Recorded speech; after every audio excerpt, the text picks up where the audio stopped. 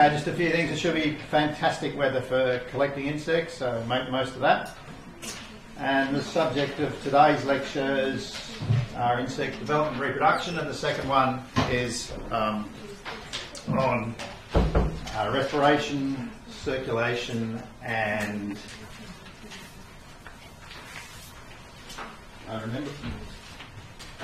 flight. So this one's one of quite an interesting topic for most evolutionary biologists and people, which is insect reproduction. And I've put my new t-shirt on today for that, to show you that we've got a new t-shirt called Team Beetle Sex. This is named after some work we did, and this is a sexually transmitted mite, one of which is named after me. That is involved, and we're looking at biocontrol agents in New Zealand, with New Zealand at the moment. So that was designed by an artist. That's an aside. But to get back to where we are here, talking of artists, I better explain what I've done here as well. So here is a few of my usual cartoons, but there's some interesting looking pictures there that you wonder what might be going on. Well, this is art, according to the Sundance Film Festival.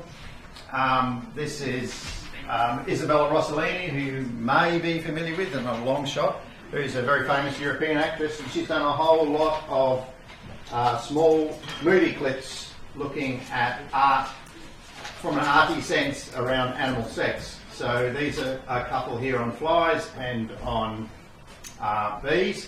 And if you dare Google, I won't do it in here, green porno, that's where all those clips do reside. Okay, let's move on to a rough outline of where we want to go. So I want to spend, 10 minutes or so just looking at development with you, and then the remainder of it all about reproduction and sex. So that's the sort of approach that we want to take. And then in between, this one might take a little longer than 50, but the other one's shorter. In between I'll show you some video clips which are on Milo, but just to entertain in between the two. Okay, so we've got several types of development that are possible. I've got written up there ametabolous, hemimetabolous, and holometabolous development. But let's start about the principle of being inside an exoskeleton and the fact that you have to grow. We've already spoken about how you molt, but you've got hard bits basically that can't grow. So every time you molt, you've got to actually, therefore, use that opportunity to grow. So here is a number of stages of a particular caterpillar species. In this case, it's the gumleaf skeletonizer. And we can see here we've got 1, 2, 3, 4, 5, 6, 7, 8, 9, 10. And these are called instars, or stages, when we're talking about insects that go through a pupal stage. So there are 10 instars, and they are defined, if you want to know what instar they are, by the width usually of some sclerotized part. Obviously, the most easy one to do is the head capsule width. The body length can change, the body weight can change, but they're instars or stages. Now, most insects have somewhere in the region of 3 to 5 instars. It's immature stages from egg to reaching an adult. But it does vary, and you can get, like this particular example I've worked with in the past, has anything up to about 11, 12 instars. Now, why may it vary in terms of larval stages? There are 3 obvious points that it can vary. Most of them are fixed, but when they do vary, there are 3 obvious points. One is there can be differences between sexes. Okay, typically we would have males moving through quicker than females because they're coming out earlier to mate with females, so they might have less instars. So that's one possible reason. Another possible reason is temperature. Insect development is totally governed by temperature. So as the temperature gets cooler, in some instances they will go through more instars to reach exactly the same size. Okay. The last possible problem that may cause changes in the number of instars to not be fixed is food supply. So if you're got very high larval density, then you may go through a number of more instars to reach the stage than you would if your food supply was all good and nothing to worry about. So there are that level of pattern of development. Okay, so let's look firstly at the ametabolous developers. Now these, by A means without, so without metabolous stages. So these are on your list that you've got in your first lecture, we had ametabolous, no metamorphosis. Doesn't exist. So there are only two in that group. They're the bristletales and the silverfish. Okay, we'll have a look at their development first. Okay, this is a nice old style drawing of development of silverfish. Now, you can see there straight away, once the silverfish hatches out of its egg, it looks pretty much like it does as an adult. Okay, it just is a smaller version of it. So they have very similar appearances. The only thing that is changing is the internal reproductive organs becoming more mature. Okay, so they go through molt after molt, and they don't have a determinate development, which is an end point. They don't have wings, so this is one of the critical things as to why they don't. So even as an adult, they can continue to molt. Okay, which doesn't happen in any other grouping. Very rare for that to happen. And we would typically get, more than 10 molts in a lifetime, and the lifetime of a silverfish, next time you go put your foot on it in your house, up to 7 years or more. So they've probably been there longer than you have if you're in a rental house, and much older. So indeterminate development, ametabolous, look the same, continue to molt as an adult. That's the weird parts with ametabolous developers. Only a couple of little groups there though. We want to go to the next grouping. They're hemimetabolous, or partial metamorphosis. Okay? Now, in the partial metamorphosis group, we have, I think my next slide is exactly this, but with, a couple of different options here, but they include things like mayflies, dragonflies, cockroaches, earwigs, termites, grasshoppers, stoneflies, bugs, thrips, etc. So there is quite a number of orders there. You can see 3 to 16, so 13 orders in there, or 14 orders in there, in fact, that are in the hemimetabolous developers. They don't have a pupal stage, so they're not holometabolites. So here we go. Here are these groups again, all put out on the phylogeny tree. But there is an arrow I put here to say that there are 4 little groupings within the hemimetabolous developers that are weirdos. And I call them the book lice, the lice, the thrips, and some of the hemiptera or true bugs. And we'll talk about them when we go through a little bit later as the exceptions to the rules that I'm making. There's always going to be exceptions to the rules. So if we're a hemimetabolous developer, what do we look like when we're immature? Okay, this is a green shield bug developing hemimetabolous development. And you can see here it does look fairly similar to the adult, but it has 2 key things that are different. It's going to develop wings, which is different to what the indeterminate development of the silverfish was, so it's determinate, it's going to reach an adult stage. The other thing is it actually has external wing buds starting to develop on it here. Now I should go backwards a step before I add a little bit more on this. What is it about wings that makes you don't do any more molting? Okay, so with wings, insects have taken the option, and you remember when we talked about molting and the production of cuticle, we had an epidermal layer. That epidermal layer divides and produces the cuticle. Okay, so that's how you can continue to molt. With wings, insects have taken the option, once the wings have come out, they've basically made a cuticle. The option they've taken is to drop the epidermal layer. So it shrivels up and dies off there, which reduces the weight of the wings. It's still got the strength, but reduces the weight. So without an epidermal layer, you can't continue to produce new wings. So once insects have got wings, that's it. If it's damaged, bad luck. There's not going to be any change in that for an adult. So basically, as an adult, what they end up with in damage and everything else is what they have. So they've got nice and light wings with lots of resiliency and lots of flexibility through just using cuticle, but they have a determinate development as a consequence. Okay, so if we're going back to this hemimetabolous development, we can see these wing bugs coming out here. So this is known as hemimetabolous, or sometimes known as exo, or external pterygate for wings. Okay, exopterygate development. The other change is the same change we thought about with silverfish, which is the reproductive organs are no longer mature until they reach the adult stage. So they're the 2 different points of difference there. The next point of difference is that we don't generally talk about them as instars, we talk about them as nymphs, okay, when we're talking about hemimetabolous development. So we've got third instar nymphs, fourth instar nymphs, fifth instar nymphs. So we use the term nymph for hemimetabolous, immature hemimetabolous developers. We have, well, let's have a look through at some of these here just to give you an idea about the wing development. This is the final instar of this same shield bug. You can see here again the exoterabot, or externally developing wings, and here's the adult, and the wings are right down through here. This is grasshoppers and locusts. You can see immature here. The wings are still developing through here, and immature right through here, and then suddenly at the last stage here you see the wings appearing through the hemimetabolous development. There's no pupal stage to get from there to there. It's just continual extension of those wings until they get there. Same here, we've got an immature here without wings. Okay, if we're actually dealing with a couple of groups in the hemimetabolous developers that have aquatic larvae, we do use another term for them, and they don't look quite as much like the adult as, say, those shield bugs did.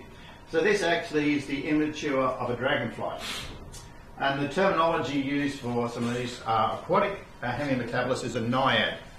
And the word naiad spells pretty horrible there, but it's Greek, and it comes from sort of minor female divinities, divinities associated with rivers and streams. So if you go back through your Greek mythology, you'll see naiads in many of those stories.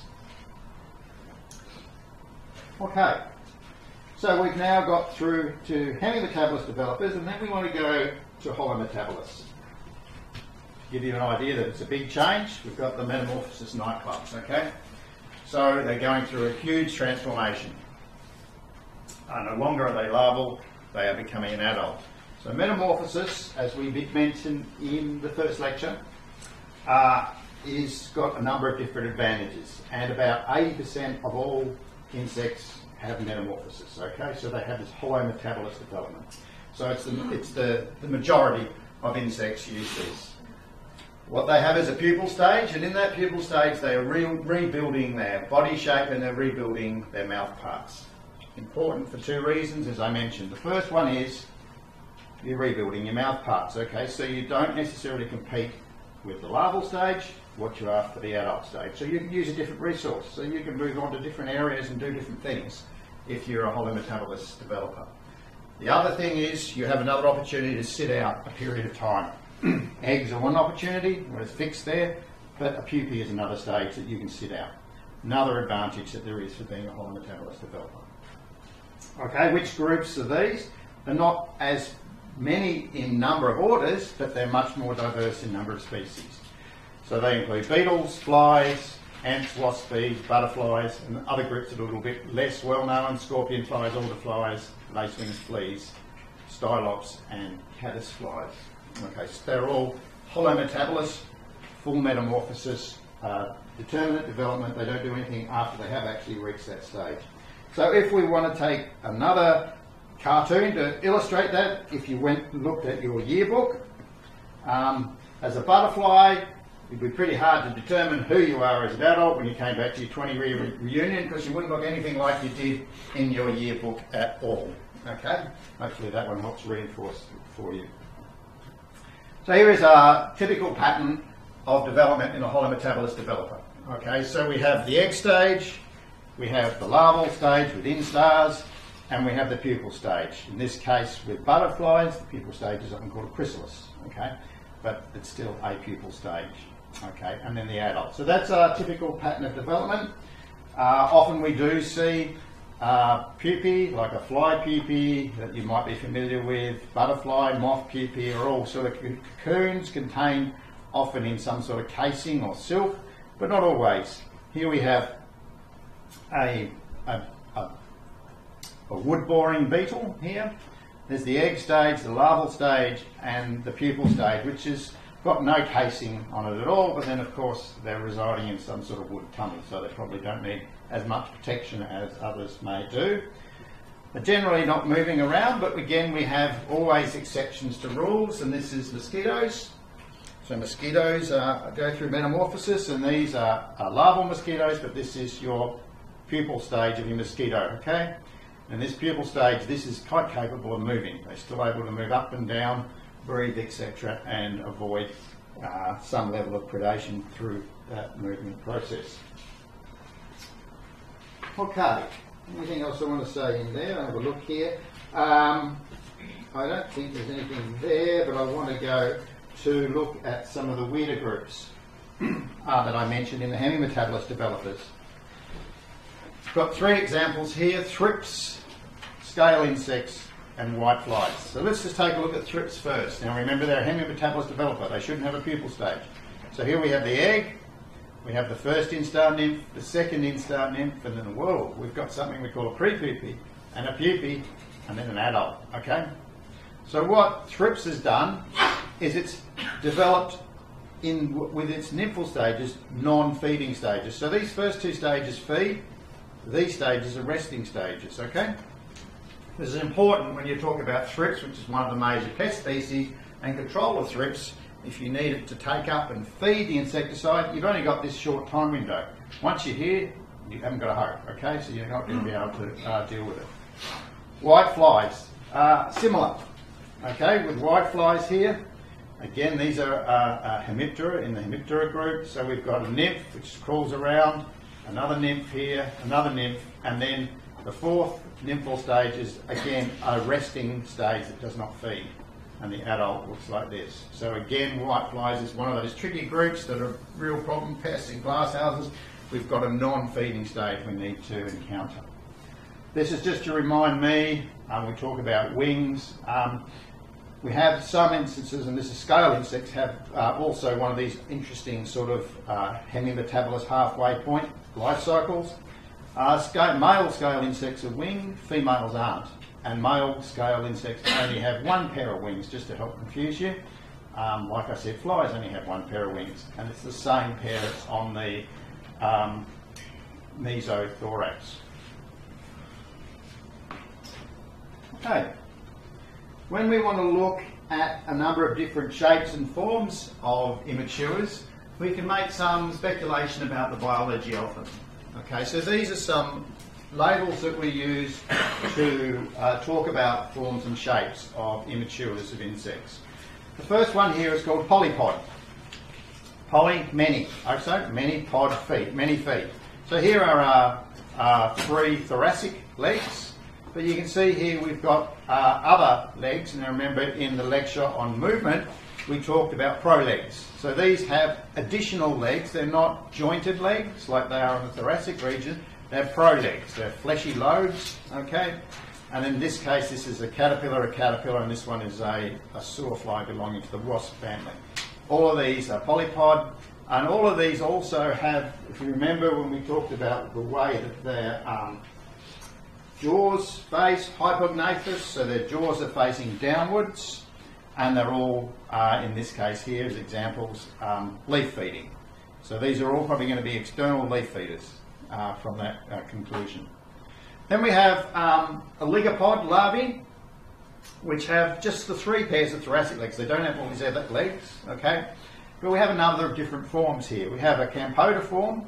You can see here we've got the prognathous or forward-facing jaws. So these ones, campotiform, here and here, are likely to be fairly fast-moving, get around quite quickly, and they're predatory. So they're immature predators. Okay, so that's quite a typical life stage that you can think of, or life habit that stage would do.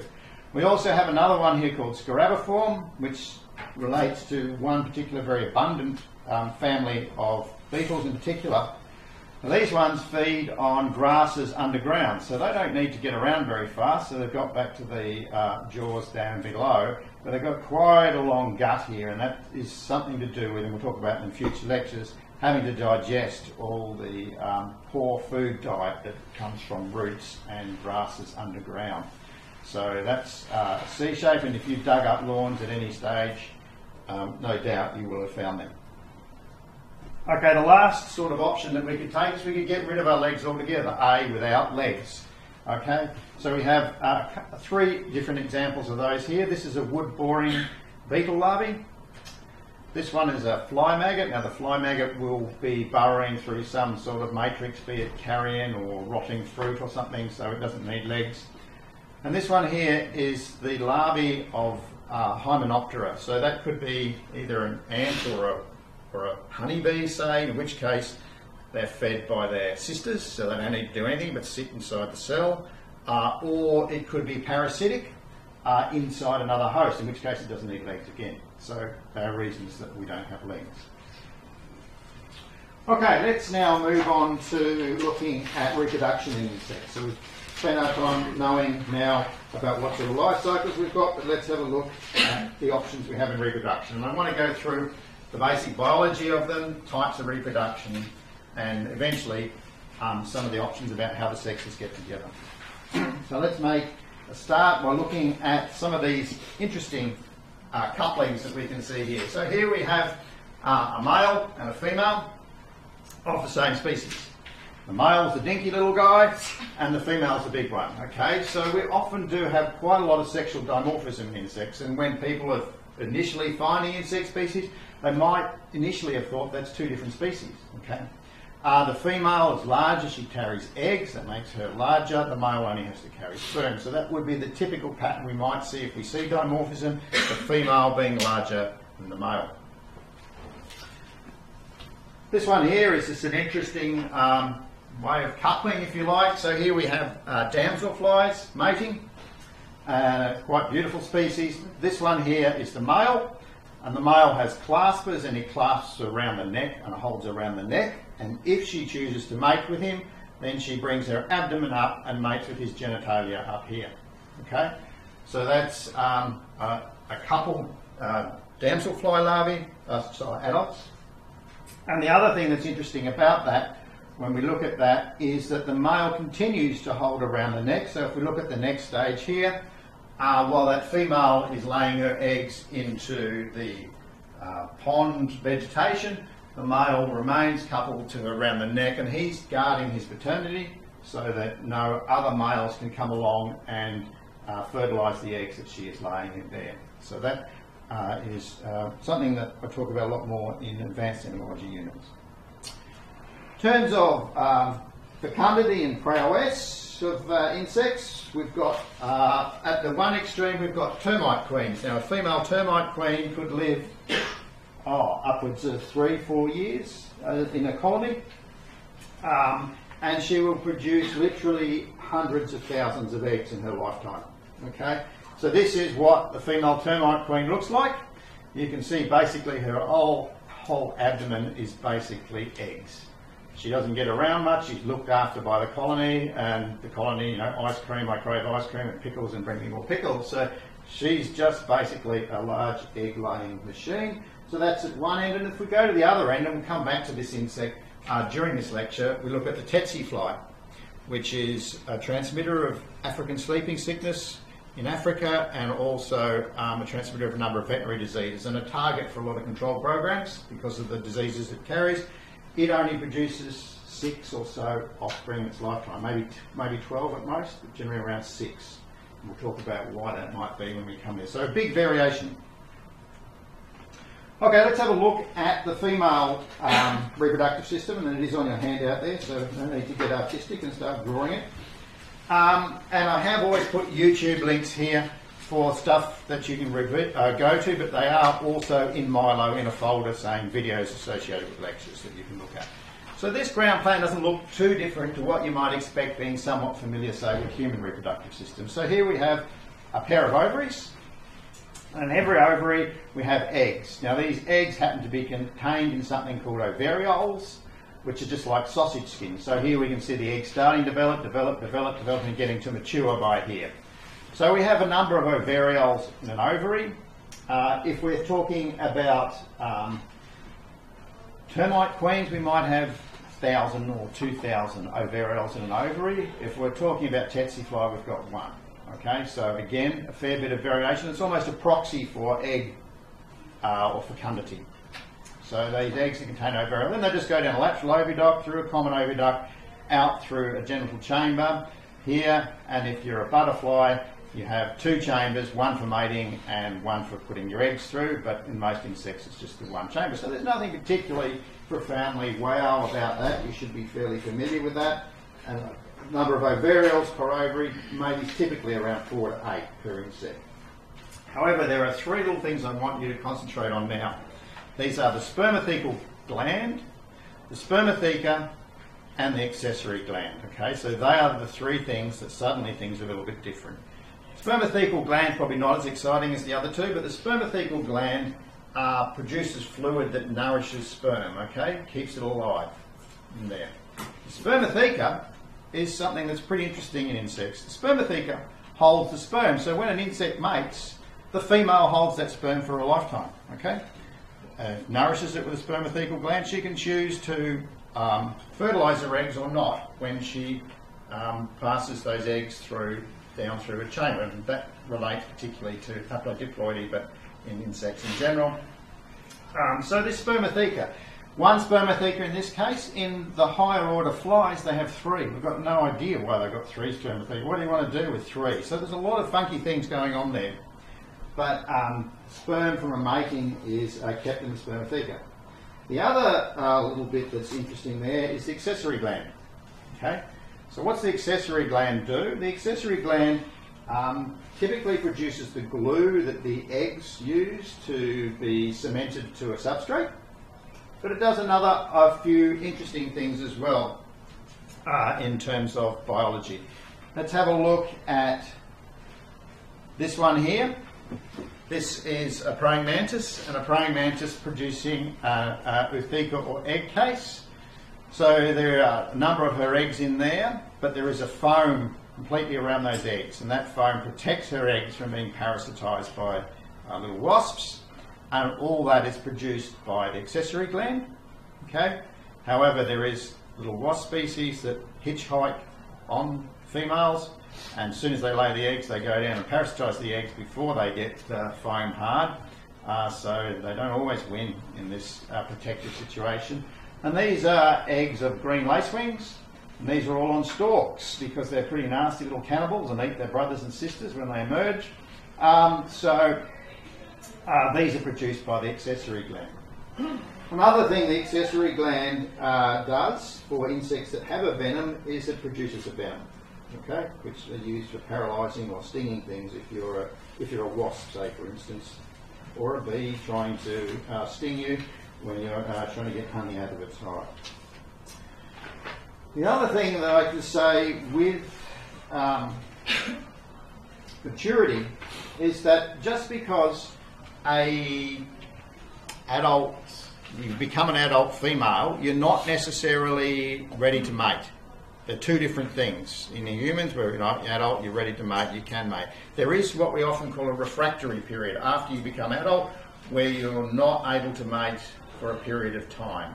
Okay, so if you're an adult, there is a sort of a temporal period before you become a sexually mature adult. They're two different things. Adult and sexually mature adult can be different things in insects. They can be the same, but quite frequently there's a difference there.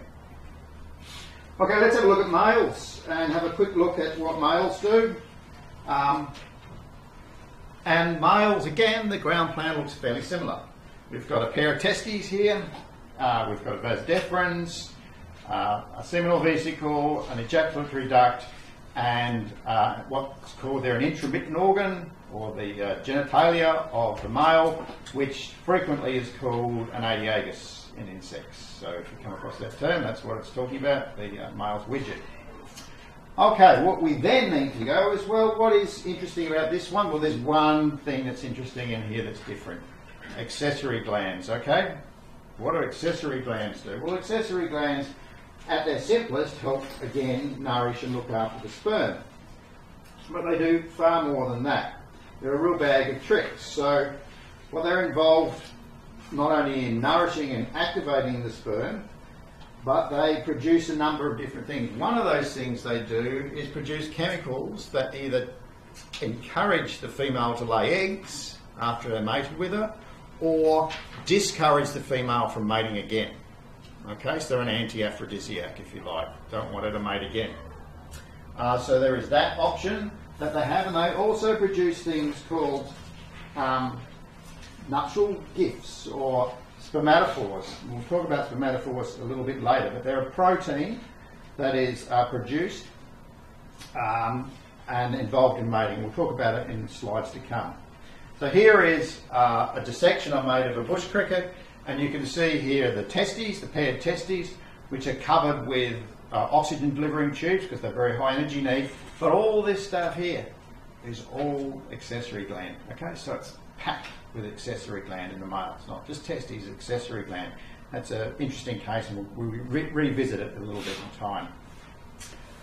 Okay, I want to just go through a little bit weird before we get to sexual reproduction. So I talk about the weird in the ways insects might reproduce themselves.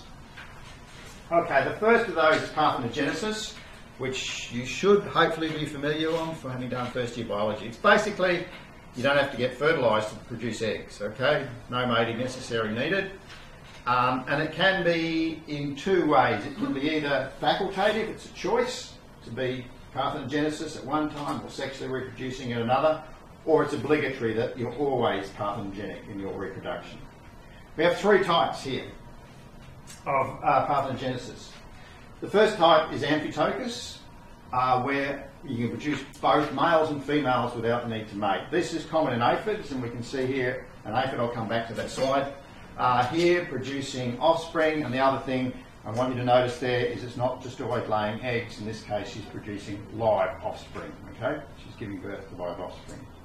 But anyway, she's using amphitochus or parthenogenesis. Doesn't have to worry about finding a mate. She can produce males and females on her own. Teleotochus, well, that makes a little bit of sense. Only produce females. And this happens in some weevils and in butterflies. And therefore, there's no males at all in those species. And quite often these seem to be associated with endosymbionts. One of those is Wolbachia, it's a bacteria. And these, if you feed many of these insects antibiotics, then suddenly they'll change the sex production system. So it seems to be something that's an interaction with an endosymbiont. The last one here I think I have already mentioned. I can't remember because I'm giving lectures in other subjects at the same time. But the wasps and the whiteflies and scale insects can produce male eggs without fertilising them. So in this case here, they're known as a haplodiploid sex determination. So if she chooses to fertilise the egg, that is diploid, she produces a daughter. If she chooses not to fertilise the egg, then she just produces a son, which is haploid. Okay, so that makes sense, that you still are producing females in your lineage, but by diploid. But males, you don't need to bother. So it can be a real problem if you're working in a biocontrol program with parasitoids, and you think you've got a fantastic colony of parasitoids, but they're not mating properly, then you'll just get a fantastic colony of males and basically your history. So is this not clonal? If a female produces male without fertilisation, then she's totally related to female. Yeah. It's not. So it's not just the clonal. Is there what? No, it's clonal more up here, but in this case, it's just whether you're fertilising or not fertilising. So totally related to the female if you're a male. Okay. So maternal, everything you're getting from your mother. But if you're a female, you're getting both. Okay, let's move to even weirder, and I've got three slides here of weirder. One is petogenesis. Peter's for young.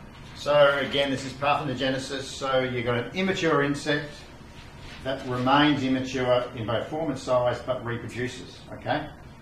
Instances of these, and interesting, larval and pupal petogenesis in gall midges. So here's a gall, and here's what the adult looks like. So these all go inside galls, so you don't really notice what's going on, but believe me, there are some pretty weird things going on inside galls. Another one that happens with parasitic wasps, and a few species of parasitic wasp, is a type of reproduction known as polyembryony, which is asexual reproduction, clonal reproduction, where two or more embryos develop from the one egg by subdivision, continually subdivide. So here we have a caterpillar that's been parasitised by one egg of these that's cloned itself all the way through to produce up to 3,000 in some cases. They're very small inside some large caterpillars, all related to each other, clearly polyembryony. And they can only do that by the fact that they're taking all the nutrition from the host to develop those eggs. If you didn't have that extra nutrition, you couldn't possibly achieve it. Here's two more options. One is fairly similar to petogenesis. In fact, it's difficult to determine the two apart, but it's a non-terminal instar, so we're still immature, develops in adult features and can mate. And these happen in those groups that I said are weird scale insects, and also in the family Stylops, which is the twisted wing parasite, order. Here we can see Stylops. The female actually is a flightless blob that sits underneath the scales or underneath the abdomen, overlapping plates on wasps, in this case a European wasp, and this is a male whose wings mating with her. So she is neotenic in how she reproduces. And then we can have hermaphrodites, which is you've both got male and female reproductive systems, so you don't need to worry about anybody else.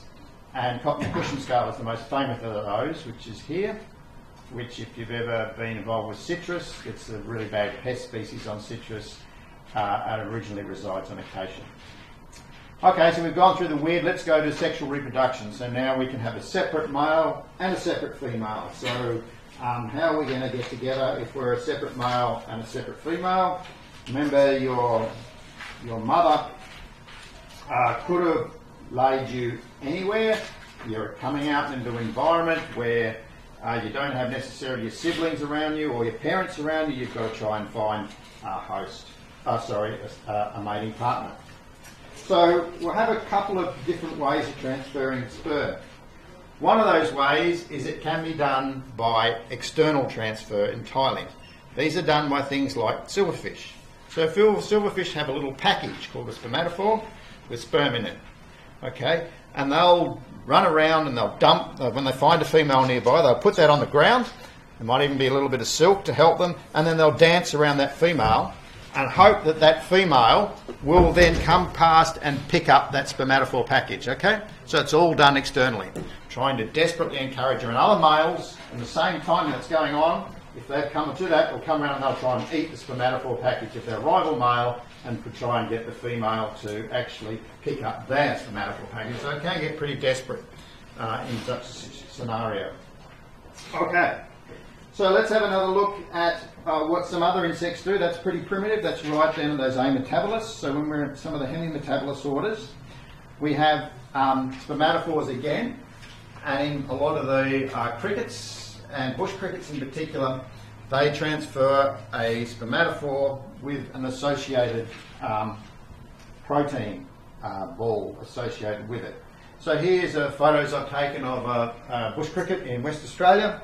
Here's the female with the big ovipositor, and the male you can see starting to mate. Here it is here, the spermatophore. And then we get round to here, this is how large it is that male has mated with that female. In the process of mating with that female, the male loses 25% of his body weight. Okay? So we get role reversal in this, and the males are choosing. They decide who they want to mate with, not the other way around, because they lose so much of their time out after they've donated 25% of their body weight. It takes a long time to build up again after they mate. This is what it looks like. This is in Mormon crickets, the same principle. There is a little sperm cavity here, full of sperm, and then a spermatophylex here, which is the protein gift. Now, if you're an evolutionary biologist, this has got them pretty excited over the years. And there's two possible reasons that both could apply, one or the other, and it seems to depend on what species you're looking at. One of these is that sperm, as a female reaches around and eats it, okay, so we can see her eating it there. That spermatophylex actually provides nourishment for the eggs of that mating. So you get, more eggs and more protein to your eggs. The other is it prevents her from pulling it out and starting to eat the actual sperm containing ampulla itself, so that he can actually get paternity that way. So there are two options, both of which could be true depending on the species. If we decide not to do it quite as externally as that with spermatophore, we can actually deposit the whole spermatophore internally into the female reproductive system, and this happens in butterflies and moths. Okay, So these are the spermatheca, dissected of a number of different species of moth, and these are the spermatophores. And what is interesting when you look at those is that the spermatophore shape pretty much matches the spermathecal shape in the female. Okay, so it's packing it out fully with the intention of not having a rival being able to put its sperm in there. Okay, so spermatophores, we talked about them before. Many of these, I've said moths and butterflies, but quite a few of the praying mantises and the lacewings, and some of the other groups as well also have this method of using a spermatophore. If they're not going to use that, then we go to a much more conventional mating approach, which is sexual reproduction, where the two get together and mate without any sort of external things or spermatophores involved. In this case, we have a male and female here and a male here. If we have a look through this, we can see here the male's adiagus is moving through here into the female. What's interesting about that, it has an endophallus, or a little bit that, like an extension, a balloon-like extension on it, that actually means that the male's reproductive organ reaches the spermatheca of the female and fills it up right there. It's not just hoping for it to swim up somewhere, so it fills it up that way. So a lot of insects obviously will use that as a method of mating. Now if we want to go weird, this is what weird is, and there's a video of this online. This is known as traumatic insemination. This is bed bugs. If any of you have been unfortunate enough to be in places where bed bugs are, and they're much more common around the world than they ever used to be, bed bugs actually don't bother, even though the female does have a proper reproductive system, the male doesn't bother about it. His adiagus is like a dagger, and he just comes along to the female and he punctures his genitalia straight into the abdomen of the female here, and then the sperm actually go through the hemolymph or the blood and reach eventually the ovaries of the female. So you can tell how often a female's mated by how many scars she's got on her, and you can tell whether the males that she's mated with are left or right-handed by which side they actually mate on when they do actually mate with her. So probably not a recommended method of mating, but unusual in bed bugs. Okay, sex determination. I'm not going to spend a lot of time on that. I want to go more on to bringing the sexes together. But sex determination, majority is what we think of here. So that the female is the heterochromatic, the XX, and the male is the XY. Okay, that's what we're normally thinking of. But butterflies and caddisflies, it's the other way around. And then obviously with anything that's Arantochus, which is haplodiploid, we have males being haploid and females being diploid. So there's a few little twists in there in that sort of situation. Okay, when you start to laying eggs, most insects are laying eggs, but some of them give birth to live young. So you can see there a bit of a parody. I've already given you a picture of the aphid there producing live young on an earlier slide, but this is a dissection I've made of the uterus of a parasitic fly. And inside this uterus there is a lot of eggs, sort of lower down, and then it's just coming further and further down. These are starting to mature, and these are mature first instar larvae of the fly.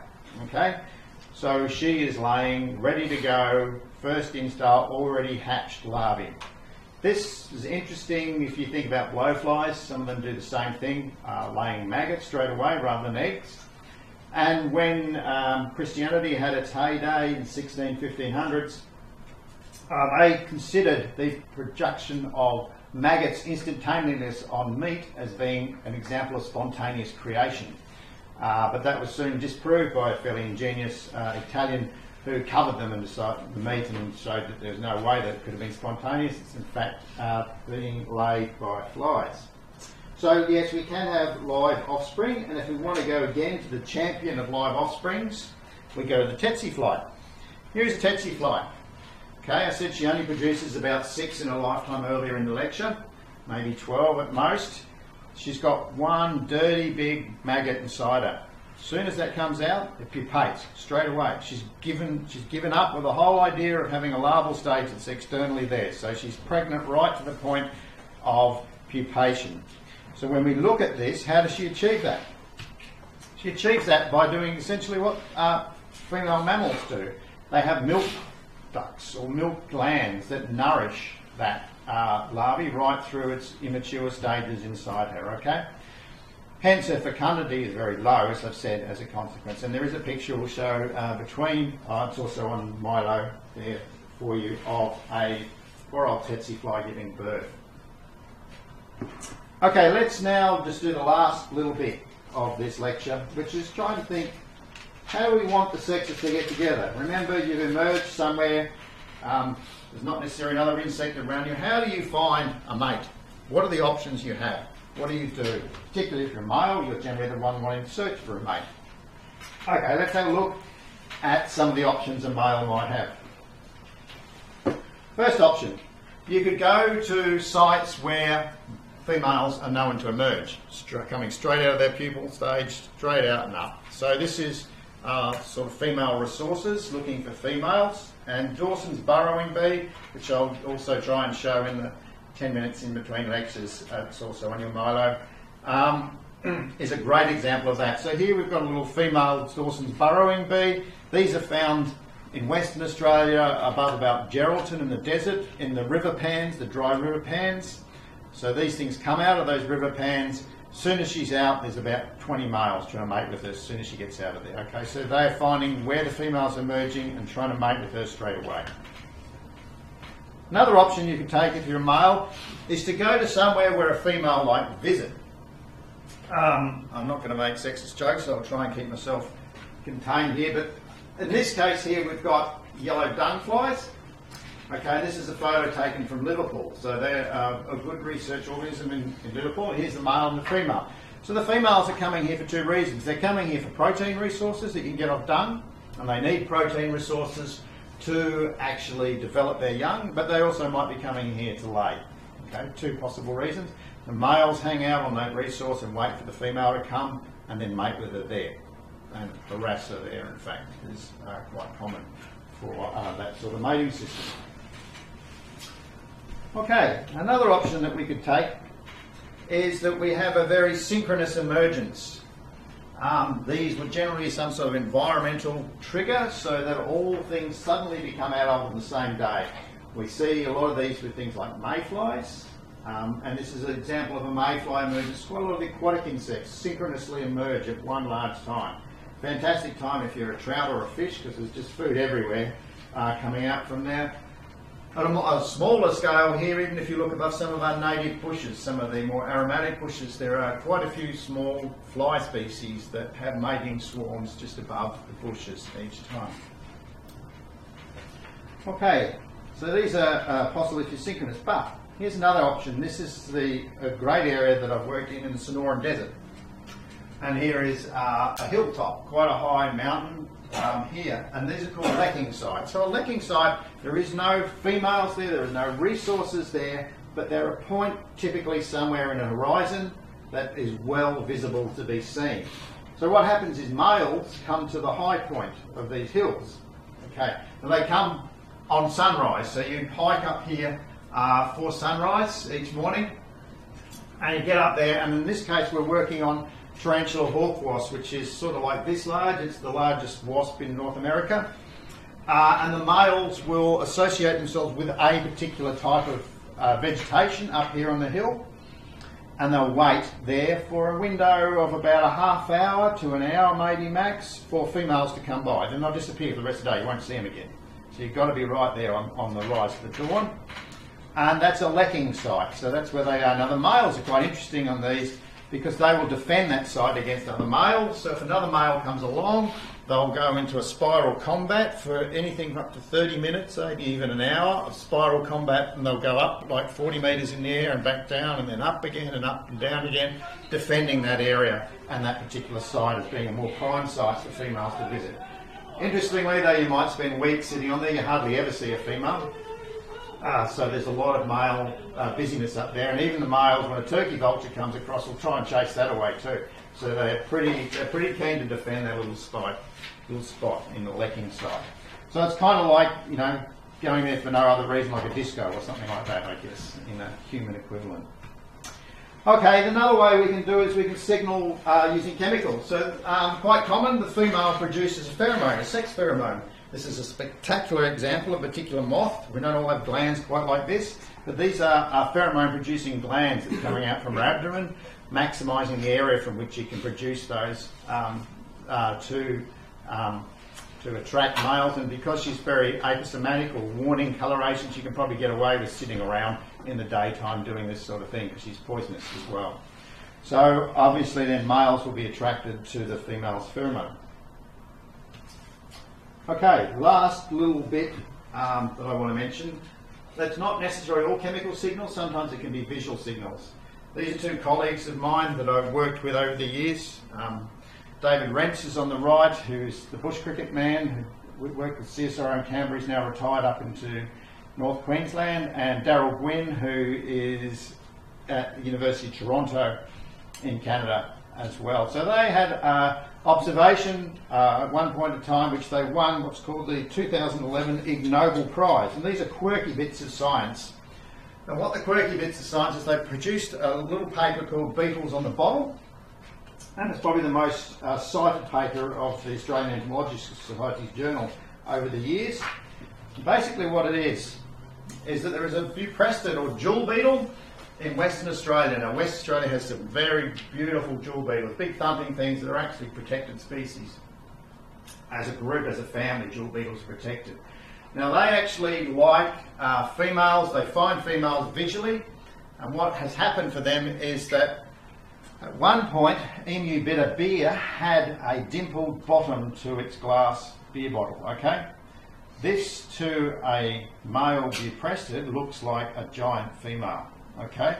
So these poor little males were spending all their time on beer bottles, trying to mate with a beer bottle, than they were with females, and there obviously was an issue with that. And although the video clip here suggests that I've got there suggests that they changed it, I think that change happened not necessarily as a consequence of what they found, just as a change in their production line. And for a while there, very frustrated beetles in West Australia mating with beer bottles than they were, or maybe frustrated females, because they were all busy hanging out with their beer bottles than they ever were with females. Okay. I better leave that one there. I can show you some video clips. You're welcome to go out there anyway. And I've got to set up for the next lecture as well.